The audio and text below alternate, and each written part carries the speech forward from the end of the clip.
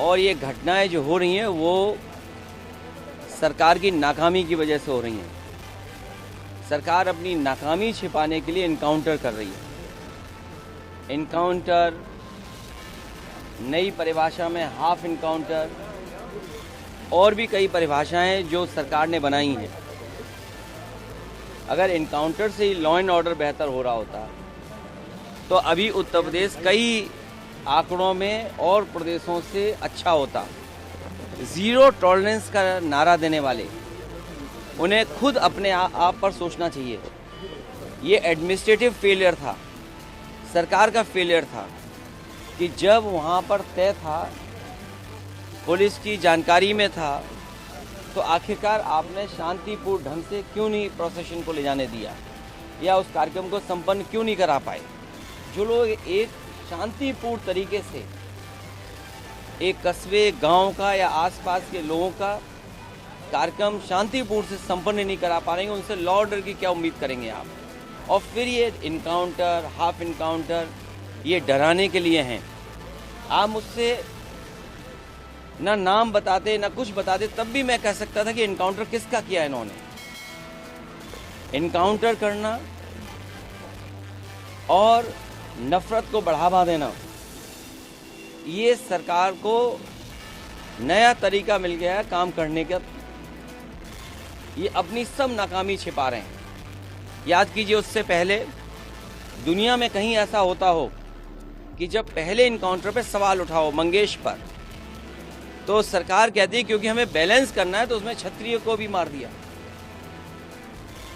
तो ये कहाँ का लॉ एंड ऑर्डर है, कहाँ की ये व्यवस्था है जहाँ पर आप बैलेंस करने के लिए किसी की जान ले रहे हैं। और सरकार अपनी नाकामी छिपाने के लिए खासकर इस तरह के इनकाउंटर कर रही है।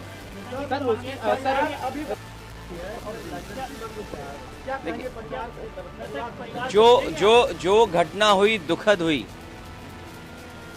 जो घटना हुई दुखद थी, और ऐसी घटना समाज में न हो। जो वहाँ पर फेलियर था, हमारे साथी ये पूछ रहे हैं कि आप क्या करते या क्या परिवार से मिलेंगे। जो दुखी परिवार होगा उसको न्याय दिलाने के लिए हम लोग काम करेंगे। लेकिन सवाल ये वही खड़ा हो जाता है कि सरकार की नज़र में भेदभाव नहीं होना चाहिए। सरकार, जो अंग्रेज़ों ने कभी नारा दिया था डिवाइड एंड रूल, सरकार उसी पे काम कर रही है, डिवाइड एंड रूल। ये आम लोग जानते हैं, आम लोग ये बात जानते हैं। और आप तो पत्रकार लोग हैं, बुद्धिजीवी हैं, और पड़ोसी जिले का मामला है। आप मुझसे बेहतर जानते होंगे कि ये घटना हुई नहीं है, घटना कराई गई है। और कराई गई के लिए दोषी कौन होगा? अगर जान गई है किसी की भी, हम दुख में शामिल हो सकते हैं, मुख्यमंत्री जी मिल सकते हैं, लेकिन कराई किसने है, इस पे आप लोग बेहतर जानते होंगे। यहाँ एक कोई पत्रकार ऐसा नहीं है जो न जानता हो कि ये घटना रोकी जा सकती थी। किसी की जान नहीं जाती। अगर जान गई है, हम दुख बांटने से ज़्यादा, जो आज सरकार भी दुख बांट रही है, सरकार को इस बात पे दुख करना चाहिए था कि घटना क्यों हो गई, होनी नहीं चाहिए थी। तो सरफराज की बहन का कहना ये है कि कल पुलिस ने गिरफ्तार किया था और आज एनकाउंटर दिखाया, कल गिरफ्तार। ये उत्तर प्रदेश की पुलिस को बिगाड़ दिया है। उत्तर प्रदेश की पुलिस को बेहतर करने के लिए डायल 100 से लेकर के और सुविधाएं दी। कई कार्यालय इन पुलिस के पास नहीं थे, वो कार्यालय दिए। कई इंफ्रास्ट्रक्चर के काम किए सरकार ने। लेकिन जो पुलिस का तरीका हो गया है, जब कभी भी जांच होगी, बहुत से दोषी लोगों के खिलाफ कार्रवाई होगी, जेल भी जाएंगे।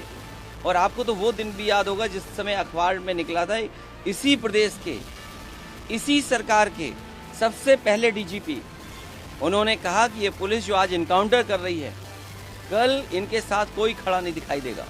जो इनकी सरकार के पहले डीजीपी हों, वो इन पर सवाल खड़ा कर रहे हों कि ये जितने भी इनकाउंटर हो रहे हैं, इनकाउंटर नहीं है, ये हत्या हो रही है।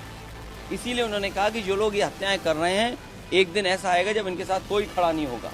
और मुझे सुनने में यहाँ तक आया है, आप बेहतर बताना इस बात को, कि जिस व्यक्ति ने पहला वीडियो वायरल किया उस प्रोसेशन का, उस पत्रकार के हाथ या पैर में बहुत चोटें आई हैं।